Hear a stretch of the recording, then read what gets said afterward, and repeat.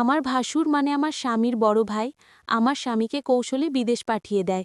আর আমার স্বামী তার বড় ভাইয়ের কথা কিছুতেই অমান্য করেনি, তাই সে বিদেশ চলে গেল।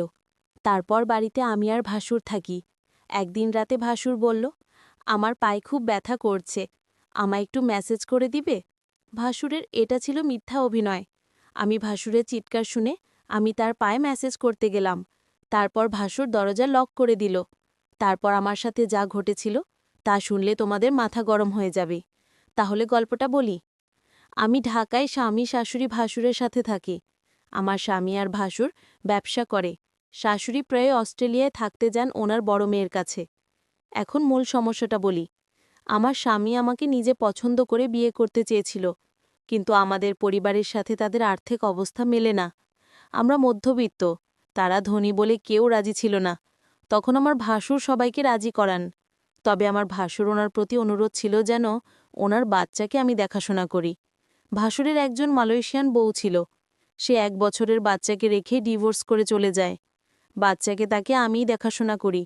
বাচ্চাটার বয়স 2 বছর এখন। যাই হোক, মূল ঘটনায় আসি। এখন একদিন দুপুরে বাসায় আমি আর বাচ্চাকে ছিলাম। বাচ্চাকে বিছানায় শুয়ে আমি বাথরুমে গোসল করতে যাই। বাচ্চাকে যেহেতু রুমে একা, তাই ওকে দেখে রাখার জন্য বাথরুমের দরজা খোলা রাখি। ভাসুর তখন বাইরে আর শাশুড়ি অস্ট্রেলিয়ায়। বরের কাছে বাসার চাবি থাকে। এই সময় দরজায় শব্দ পাই। ভাবি বর এসেছে, কারণ চাবিটা ওর কাছেই ছিল। কিন্তু ভাসুরকে দেখি হঠাৎ আমার রুমে ঢুকে পড়তে। বাচ্চাকে তখন কিছুটা কাঁদছিল, তাই মনে হয় বাচ্চার শব্দে এসেছে। এসেই উনি বাথরুমে ঢুকে পড়ে। আমি অবাক হয়ে গেলাম, কেউ না বলে হঠাৎ এভাবে বাথরুমে ঢুকে পড়ে। আমি তাকে কিছুই বলতে পারিনি। ভাসুর তখন বলছিল, সরি, আমি জানি না তুমি বাথরুমে ছিলে। এই দিনের ঘটনার পর থেকেই ভাসুরের চোখে আমি একটা অন্যরকম দৃষ্টি দেখি। দৃষ্টিটা জানি কেমন, আমার মোটেও ভালো লাগে না। মনে হয় উনি আমার দিকে তাকিয়ে অনেক কিছু ভাবছেন। আমাকে উনি নাম ধরে ডাকতেন, কিন্তু এখন ডাকার ধরনটাও কেমন যেন হয়ে গেছে। এই ঘটনার পর থেকে প্রায় প্রতিদিনই দুপুরে উনি বাসায় চলে আসেন, অথচ আগে প্রয়োজন ছাড়া কখনো আসতেন না। এই সময় আমার বর থাকে প্রতিষ্ঠানের অফিসে। অফিসে কাজ না থাকলেও বরকে কোনো একটা কাজে লাগিয়ে উনি বাসায় থাকেন। শুধু বাসায় থাকলেই সমস্যা ছিল না, কিন্তু বাচ্চার কাছে থাকার অজুহাতে উনি আমার ঘরেই পড়ে থাকেন আর অদ্ভুতভাবে তাকান। বাচ্চার জন্য আমিও বেশি দূরে সরতে পারি না। বাচ্চাটা কিছুক্ষণ পরপর আমাকে ডাকে। এই অবস্থা প্রায় 2-2.5 মাস ধরে চলছে। হঠাৎ আমার ভাসুর বলল, আমার স্বামীকে বিদেশ পাঠাবে, ভালো একটা ভিসা আছে, তাই বেতনও অনেক ভালো। আর তাই আমার স্বামীও না করেনি। উনি মনে হয় আমার কাছে কিছু একটা চাচ্ছেন, না হলে আমার স্বামীকে বিদেশ পাঠালো কেন? তবে তার চাওয়াটা যে কি সেটা আমি বুঝতে পারছি না। আবার ভাবি আমার ধারণা ভুল, কারণ উনি খুবই ভালো একজন মানুষ, খুব খেয়াল রাখেন আমাদের। তাই দ্বিধাটা রয়েই গেছে। আমি কি করলে ওনার সাথে সম্পর্কটা আবার আগের মতো হবে? তাছাড়া আমি ওনার মনে কি আছে সেটা কিভাবে বুঝতে পারবো? আমার বরকে কি ঘটনা জানাবো, নাকি অপেক্ষা করব আরও? আমি ভাবলাম না, বরকে এখন কিছু জানানোর দরকার নেই। আমি আরও কনফার্ম হয়ে তারপর জানানো উচিত, আমি মনে করি। ভাসুর আমার দিকে অন্যরকম দৃষ্টিতে চেয়ে থাকত। আমি মাঝে মাঝে বলেই উঠতাম, আপনি এভাবে কি দেখেন আমার দিকে তাকিয়ে? তখন উনি বলতো, আসলে কি বলবো, আমি খুব কষ্টে আছি। আমার কষ্টটা যদি তোমার কাছে বলি, তুমি হয়তো কি মনে করো তা আমি জানি না। তবে তুমি আমার বাচ্চাটাকে নিজের মনে করে লালন পালন করছো, এতে আমি অনেক খুশি। সত্যিকার অর্থে তুমি একজন ভালো ঘরের মেয়ে। কারণ এখনকার যুগের মেয়েরা তার নিজের সন্তানের প্রতি এতটা কেয়ার করে না, যতটা তুমি আমার বাচ্চাটাকে করছো। আমি তোমার এই ঋণ কোনো দিন শোধ করতে পারবো না। আমার বাচ্চাটা মায়ের অভাবটা তুমি পূরণ করছো, এর চেয়ে বেশি কি হতে পারে? আসলে বিদেশি মেয়েরা তার সন্তানের প্রতি ভালোবাসা কম থাকে, তবে সবাই সমান না। বাঙালি নারীরা তার সন্তানের দিকে তাকিয়ে সারাটা জীবন কাটিয়ে দিতে পারে। বাঙালি নারীর কোনো তুলনা হয় না। তবে আমার ছোট ভাইয়ের বউ করে তোমাকে আনতে পেরে আমি নিজেকে ধন্য মনে করছি। ভাসুর আমার এইসব প্রশংসা করছিল। আমি তার প্রশংসা শুনে অনেকটা চমকে গেলাম। বাবারে, এত প্রশংসা! যাই হোক, ভাসুরকে একদিন দেখলাম খাওয়া দাওয়া ছেড়ে মনমরা হয়ে ঘরে শুয়ে আছে। এই বাড়িতে ভাসুরকে আমি দেখাশোনা ছাড়া আর কেউ নাই। দেখলাম ভাসুর আর সারাদিন কিছু খায়নি। আমি ভাসুরকে বললাম, আপনার কি শরীর খারাপ? ভাসুর বলল, হুমা, আমার মাথায় প্রচণ্ড ব্যথা করছে, সকাল থেকে কি করব বুঝতেছি না। আমি ভাসুরকে বললাম, আমি কি মাথায় একটু ম্যাসেজ করে দিব? মেসেজ করে দিলে হয়তো ব্যথাটা কিছুটা কমে যাবে। ভাসুরের মেসেজের কথা শুনে অনেকটা খুশি হলো। সে চেয়েছিল তার মাথায় মেসেজ করে দিই। আমি ভাসুরের মাথায় মেসেজ করছিলাম। এমন সময় সে বলল, দেখো, তুমি মেসেজ শুরু করতেই আমার ব্যথাটা অনেকটা কমে গেছে। তোমার হাতে কি জাদু আছে নাকি? আমি তার কথা শুনে কিছুটা অবাক হলাম। আমি বললাম, মেসেজ করে দিলেই এমনই ব্যথা কমে যায়।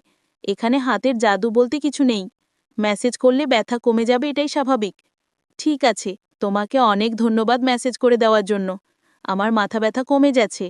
কিন্তু ভাসুরের মাথা ব্যথা ছিল না, মাথা ব্যথার অভিনয় করেছিল আমার সাথে।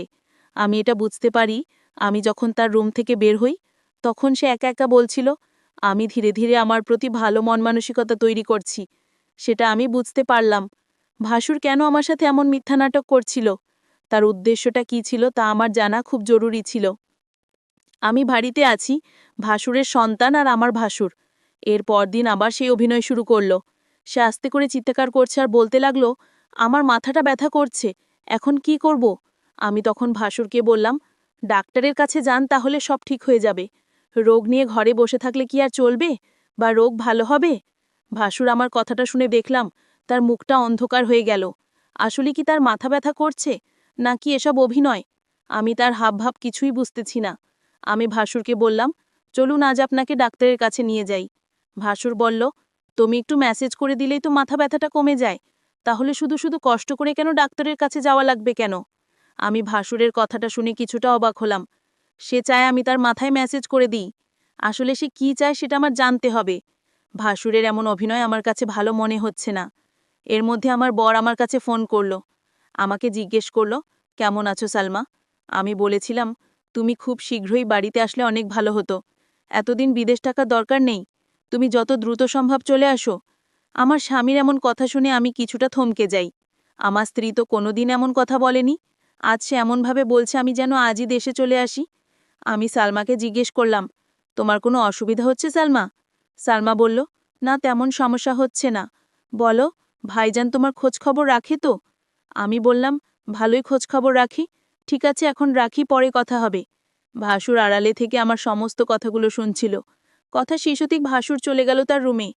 রাত হলো, ভাসুর আমায় ডাকছে, বলছে, সালমা, আজ আমার পায়ে অনেক ব্যথা করছে। বুঝলাম না আমার কি হয়েছে, দিন দিন রোগ বেড়ে চলেছে। তুমি কিছু মনে না করলে আমার পায়ে একটু মেসেজ করে দাও। সে ব্যথায় চিৎকার করছে আর বলছে, আমার পায়ে অনেক ব্যথা করছে। আমি ভাসুরের চিৎকার শুনে তার পায়ে মেসেজ করতে শুরু করলাম। ভাসুর তখন ঘুমিয়ে পড়ল। ভাসুর ঘুমিয়ে রইল আর আমি তার পায়ে মালিশ করে দিচ্ছিলাম, কিন্তু ওইদিকে বাচ্চাটা কাঁদছিল। আমি ভাসুরকে বললাম, আপনি ঘুমিয়ে পড়েছেন, বাচ্চাটা কাঁদছে, আমি চলে যাই। তখন ভাসুর বলল, ঠিক আছে, বাচ্চাটাকে ঘুম পাড়িয়ে আবার এসো। ভাসুর আমার সাথে এমন করছে মনে হচ্ছে আমি এ বাড়ির চাকরানি, সারাক্ষণ তার সেব যত্ন আমার করতে হয়। আমি তো এই পরিবারের সমস্ত কাজ করতে করতে আমি অনেক ক্লান্ত, কিন্তু আমার কষ্ট কি আর কেউ বোঝে? পরের দিন আমি বলেছিলাম ভাসুরকে, আপনার মাথা ব্যথা, পায়ে ব্যথা, আজ চলুন আপনার চিকিৎসা করাবো। আজ আমি আপনাকে ডাক্তারের কাছে নিয়ে যাব। আপনি না যেতে চাইলে আপনাকে জোর করে নিয়ে যাব। ভাসুর মনে হয় গলা শুকিয়ে গেল, কারণ ডাক্তারের কাছে গেলে হয়তো সত্যটা পাশ হয়ে যাবে, তার কোনো রোগ ধরা পড়বে না। তখন হয়তো আমি তার চোখে দোষী হয়ে যাব। এটা ভেবেই ভাসুর ডাক্তারের কাছে যেতে চাইতো না। আমি সেটা ভালো করেই বুঝতে পারতাম। আর তাই আজ ভাসুরকে আমি বললাম, আপনি যদি আজ ডাক্তারের কাছে না যান, তাহলে আপনি এই বাড়িতে একা একা থাকতে হবে। আমি চলে যাব এই বাড়ি থেকে। আমার স্বামী ফিরে আসলে আবার এই বাড়িতে ফিরব, তার আগে না। ভাসুর আমার কথা শুনে থমকে গেল। তাহলে সালমা আমার মনের কথা কি বুঝে গেল নাকি? আমি বললাম, ঠিক আছে সালমা, চলো আজ আমি ডাক্তারের কাছে যাব, তুমি যখন চাইছো। আমি কি আর না করতে পারি? এখানে তো আমার কোনো উপকার হবে না। আপনার রোগ ভালো হবে, আপনার ভালোর জন্যই তো ডাক্তারের কাছে নিয়ে যাওয়া। ভাসুরের মতলব ভালো ছিল না, এটা আমি শিওর হলাম তার কথায়। যাই হোক, ডাক্তারের কাছে গেলাম। ডাক্তার তার সমস্ত শরীর পরীক্ষা করল। পরীক্ষার রিপোর্টের জন্য অপেক্ষা করতে লাগলাম। ভাসুর আজ অবশ্যই আমার কাছে ধরা পড়বে। ভাসুরের মুখখান দেখলাম শুকিয়ে গেছে। প্রায় 4 ঘন্টা পর রিপোর্ট আসলো। ডাক্তার রিপোর্ট দেখে বলল, আপনার কোনো সমস্যা নেই, আপনি তো ভালো আছেন, আপনার সমস্ত রিপোর্ট ভালো। ডাক্তারের কথা শুনে ভাসুর অনেকটা লজ্জিত হলো। আমি ভাসুরকে নিয়ে বাড়িতে ফিরলাম। আমি ভাসুরকে জিজ্ঞেস করলাম, আপনার কোনো রোগ নেই, আপনি রোগের ভান করে আমাকে কষ্ট দিলেন কেন?